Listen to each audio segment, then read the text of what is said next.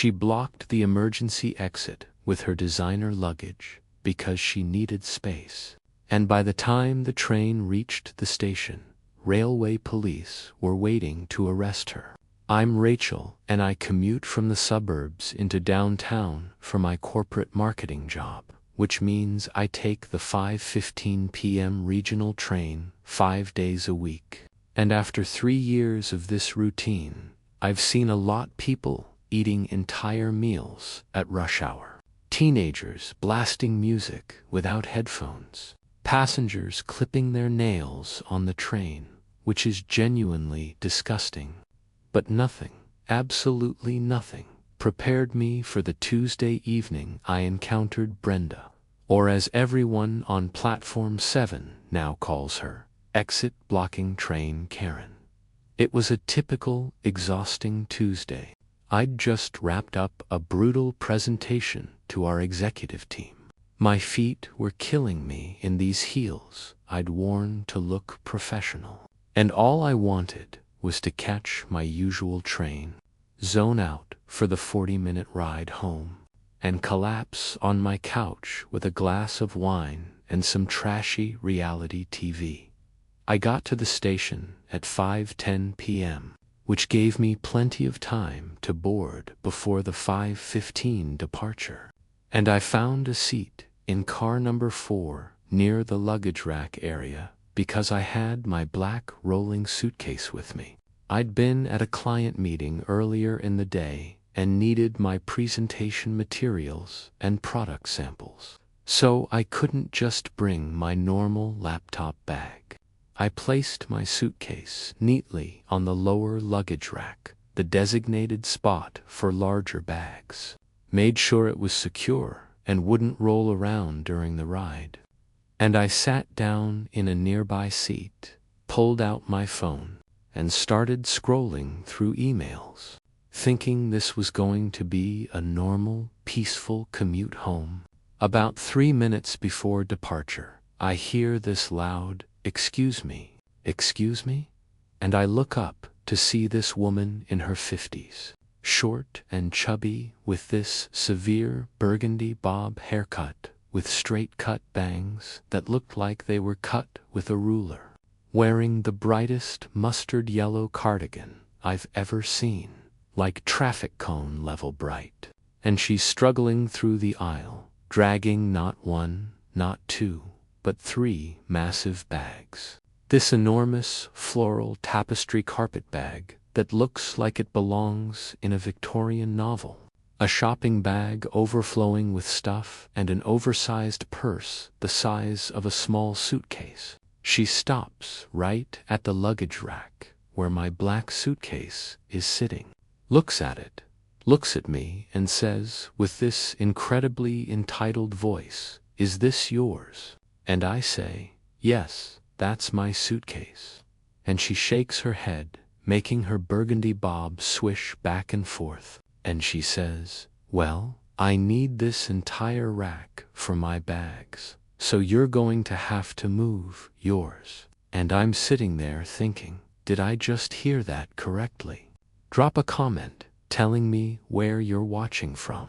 And don't forget to subscribe to Ha Karen Tales for more wild Karen stories. I try to be polite because maybe she doesn't understand how public transportation works. So, I say, this is a shared luggage rack for all passengers.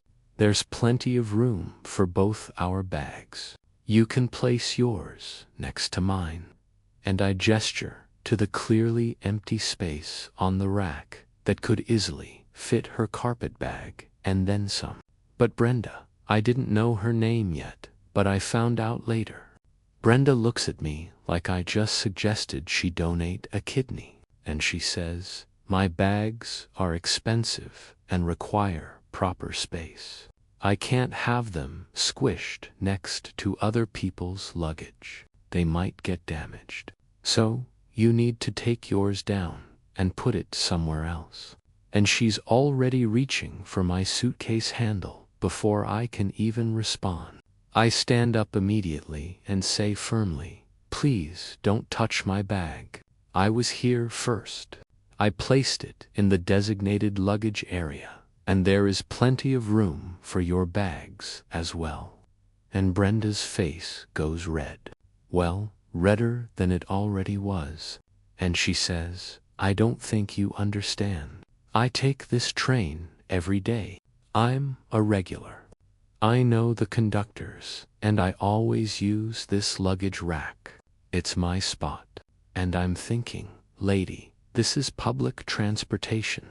There are no assigned luggage spots. What alternate reality are you living in? Other passengers are starting to board now. The train is filling up, and people are trying to get past us in the aisle.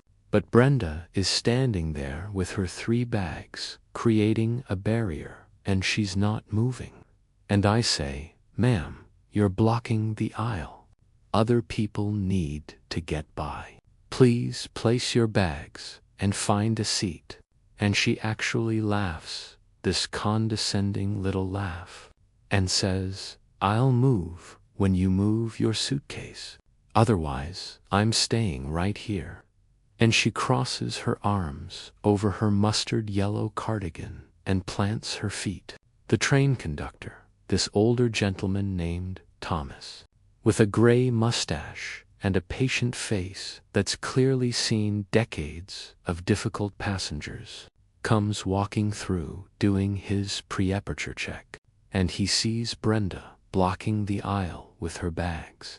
And he says in this calm voice, "Ma'am, you need to store your luggage and take a seat.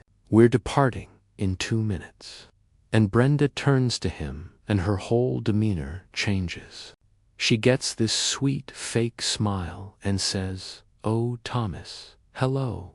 Yes, I'm just waiting for this young lady to move her suitcase so I can use the luggage rack. She's taken up all the space with her 1 bag, and she's completely lying."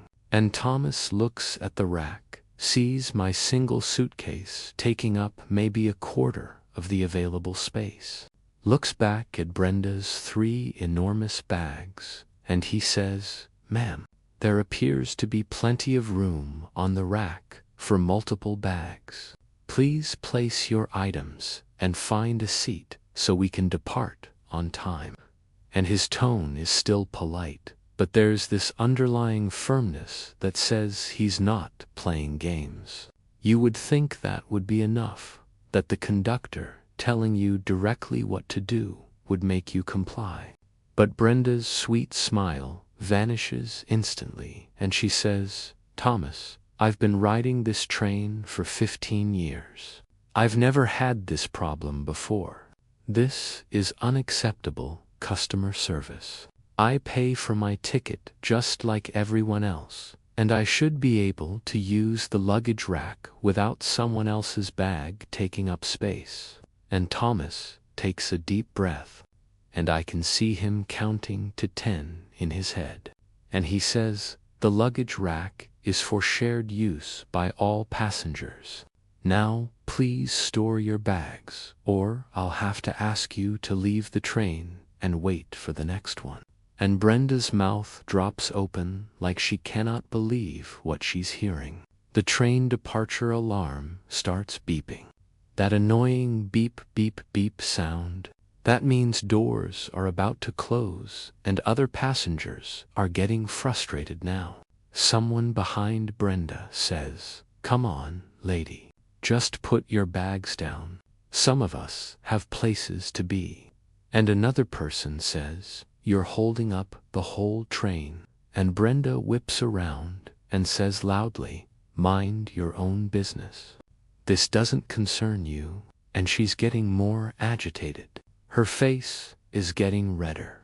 And she finally grabs her massive floral carpet bag and slams it onto the luggage rack, right on top of my suitcase. Like literally sets it on top of my bag instead of next to it. And then she shoves her shopping bag on top of that, and her oversized purse on top of that, creating this precarious tower of luggage that's clearly unstable and definitely against safety regulations. I immediately say, "Excuse me, You can't stack bags like that. That's not safe, and it's on top of my suitcase." And Brenda waves her hand dismissively and says, "It's fine. It's not going anywhere. Now I'm going to sit down." And she waddles off to find a seat, leaving this luggage tower of doom on the rack. Thomas shakes his head, clearly exhausted by this interaction, and he says to me quietly, "I'm sorry about that. I'll keep an eye on it. If it becomes a safety issue, I'll address it." And the doors close, and the train starts moving. And I sit back down thinking, okay, this woman is ridiculous, but it's only a 40-minute ride. I can deal with her luggage on top of mine for 40 minutes, and then I'll never see her again. Wrong, because about 10 minutes into the ride, the train takes a curve at normal speed. Nothing dramatic, just a standard curve. And Brenda's entire luggage tower starts to shift and wobble. And I watch in horror as her massive carpet bag slides off the rack and tumbles into the aisle with a huge thud. And her shopping bag falls right after it. And stuff spills out everywhere. Magazines, a hairbrush, random scarves, some sort of food container that thankfully doesn't open. And the oversized purse tips over and falls right in front of the emergency exit door, completely blocking it. Passengers gasp. Someone says, "Oh my God." And I look over, and Brenda is sitting about 6 rows away with her tortoiseshell glasses perched on her nose, reading a book like nothing happened. Like her bags didn't just create a safety hazard in the middle of a moving train. If you're enjoying this, hit that like button and share this video to support HOA Karen Tales. Thomas comes rushing back through the car, sees the bags blocking the aisle and emergency exit, and his patient demeanor finally cracks, and he says loudly, "Whose bags are these blocking the exit?" And Brenda looks up from her book with this annoyed expression and says, "They're mine. They must have fallen. Someone must have bumped them." And Thomas says, "Ma'am, your bags are blocking the emergency exit door. That's a serious safety violation. You need to move them immediately." And Brenda sigh, this huge, dramatic sigh, makes a big show of putting her book down and slowly gets up and waddles over to the aisle. And she starts picking up her bags with this attitude like everyone is inconveniencing her. And multiple passengers are staring at her with disbelief and frustration. She tries to put the bags back on the luggage rack in the same and says, "Ma'am, you cannot stack bags like that. They need to be placed side by side on the rack, or you need to keep them at your seat." And Brenda turns to him with this furious expression and says, "There's not enough room on the rack because of her bag." And she points directly at me. And I'm sitting there thinking, my bag has been sitting peacefully in the corner of the rack this entire time.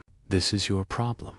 And Thomas looks at my suitcase, looks at the massive amount of empty space around it, and says, "Ma'am, there is clearly sufficient space. Place your bags properly or keep them at your seat. Those are your options."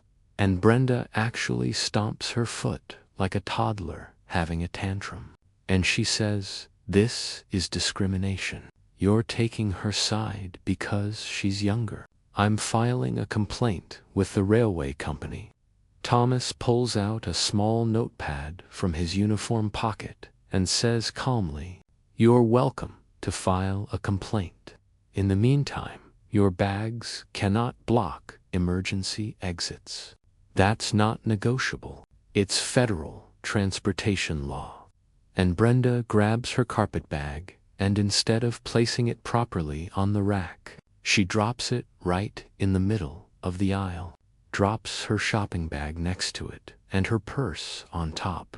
And she says, "Fine. If I can't use the luggage rack, I'll just leave them here." And she walks back to her seat and sits down. The entire train car is silent. Everyone is staring in disbelief, and Thomas's face goes from patient to absolutely done.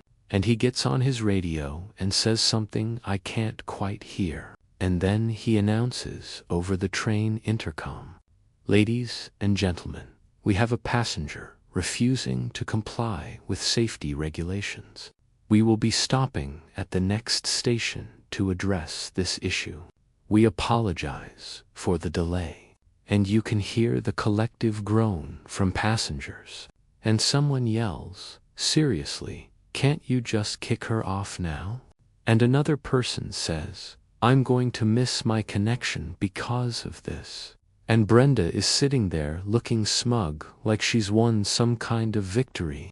The train pulls into the next station, which is downtown Central, a major hub, and the doors open. And I see 2 railway police officers standing on the platform waiting. And Thomas gestures to them and points toward Brenda. And the officers board the train and walk directly to her seat. Officer Mitchell, this tall woman with brown hair and a braid and a nonsense expression, says, "Ma'am, are you the passenger who's been refusing to comply with safety regulations?" And Brenda looks up with fake confusion and says, "I don't know what you're talking about. I'm just trying to ride the train home. This conductor has been harassing me." And Officer Mitchell says, "The conductor reports that you've blocked emergency exits with your luggage, refused multiple instructions to store your bags properly, and are currently creating a safety hazard. Is that correct?" And Brenda stands up and says, "That's not what happened. This is all because of her." And she points at me again. "She took up all the luggage space with her bag, and now everyone is blaming me. Want to hear the craziest HOA tales every week? Subscribe to HOA Karen Tales and never miss out." Officer Mitchell walks over to the luggage area, sees my single black suitcase sitting neatly in the corner of the rack, taking up minimal space, sees Brenda's 3 bags dumped in the middle of the aisle, still blocking foot traffic, and she walks back to Brenda and says, "Ma'am, the designated luggage rack has ample space. Your bags are currently blocking the aisle in violation of Transportation Safety Code Section 47B, and you've been asked multiple times to comply. I'm going to need you to gather your belongings and exit the train." And Brenda's face goes white and then immediately red, and she says, "You can't kick me off the train. I have a ticket. This is illegal. I know my rights."